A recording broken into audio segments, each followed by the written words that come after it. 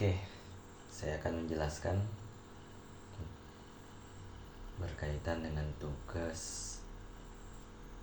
dari pembelajaran diferensiasi demonstrasi kontekstual yang kemudian memberikan perintah untuk menjelaskan 3 hal.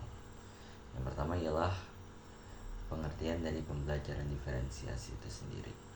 Ketika kita memahami makna dari diferensiasi itu didasari dari kata different, diferensiasi, bahwa adanya perbedaan, ya kan? Maka konseptual dari pembelajaran diferensiasi itu sendiri mendasari bahwa kondisi siswa-siswi yang cukup beragam dan itu akan mempengaruhi dari pola pembelajaran. Maka pembelajaran yang kemudian dilatar belakangi dari pemahaman atas kondisi realitas yang cukup beragam dari peserta didik itu sendiri. Kemudian contoh keragaman dari anak di kelas ketika kita sama-sama menyadari bahwasannya manusia yang diciptakan di muka bumi ini, sekalipun kondisinya dia adalah saudara-saudari kembar, pada realitanya mereka tetap dilahirkan dengan adanya perbedaan. Maka keberagaman tersebut yang perlu kita pahamin. Ketika seorang guru memposisikan diri di dalam kelas, ya kan, maka dia akan dihadapkan dengan kondisi keberagaman yang ada di dalam peserta didik. Ketika kita menyadari bahwasannya ada minat dari si peserta didik yang menyukai pembelajaran mata pelajaran matematika, bahasa Indonesia, bahasa Inggris, ataupun mata pelajaran yang lain. Dan ini menjadi keragaman yang akan terjadi di kelas. Itu dari minat dan fokus yang siswa-siswi sukai dari segi mata pelajaran.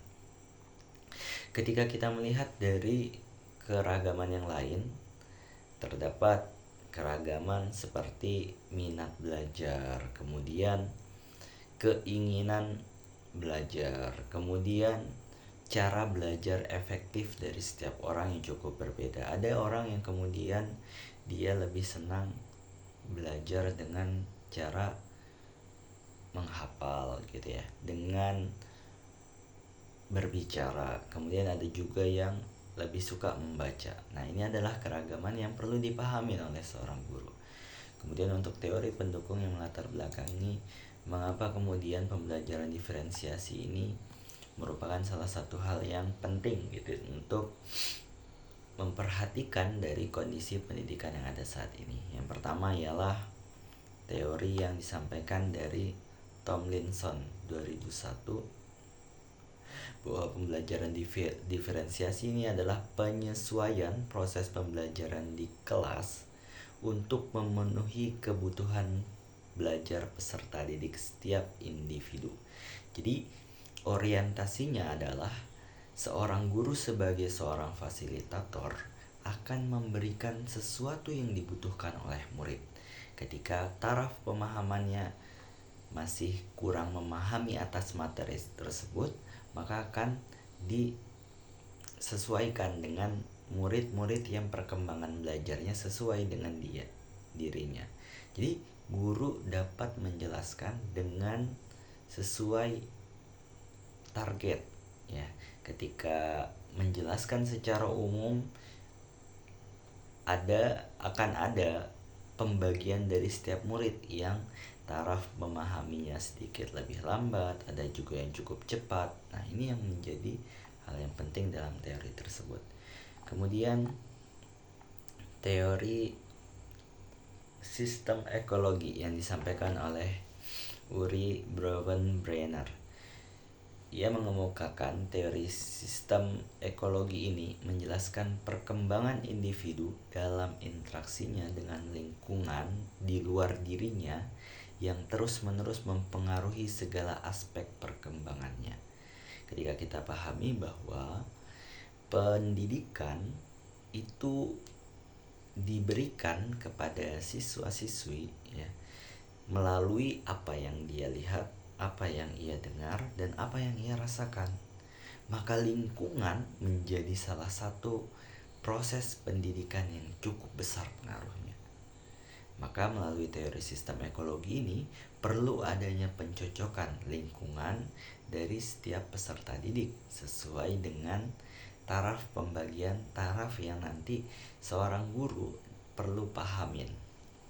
Kemudian teori multiple intelligence yang disebut sebagai kecerdasan majemuk ini dicetuskan dan dikembangkan oleh Howard Gardner, seorang psikolog Amerika, profesor pendidikan, yang ia memaparkan inteligensi sebagai kemampuan untuk memecahkan persoalan dan menghasilkan produk dalam suatu setting yang bermacam-macam dalam situasi yang nyata.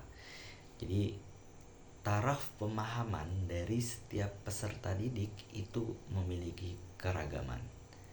Maka sesuai yang saya sampaikan dan paparkan di sesi awal tadi, menjawab dari pertanyaan pertama, bahwa tingkat minat dan bakat seorang siswa secara dari melihat segi keinginan belajar ya kan, akan ada pembagian dari seorang siswa yang menyukai pelajaran tertentu, dan itu akan terjadi pada realita kehidupan.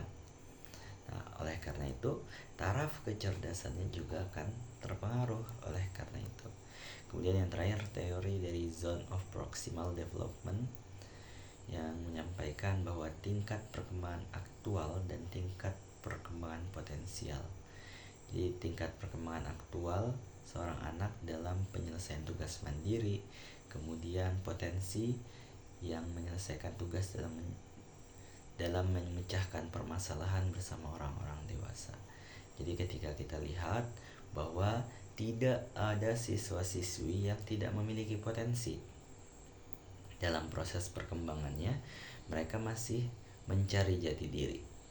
Maka dari itu posisi guru di sana ialah seorang fasilitator yang kemudian perlu memahami bagaimana agar seorang peserta didik dapat berjalan di koridor proses menemukan jati dirinya, dan itu perlu dipantau ya kan, karena pada satu potensi mungkin ia belum terlihat unggul, tetapi pada bidang yang lain sangat berkemungkinan siswa-siswi tersebut cukup baik.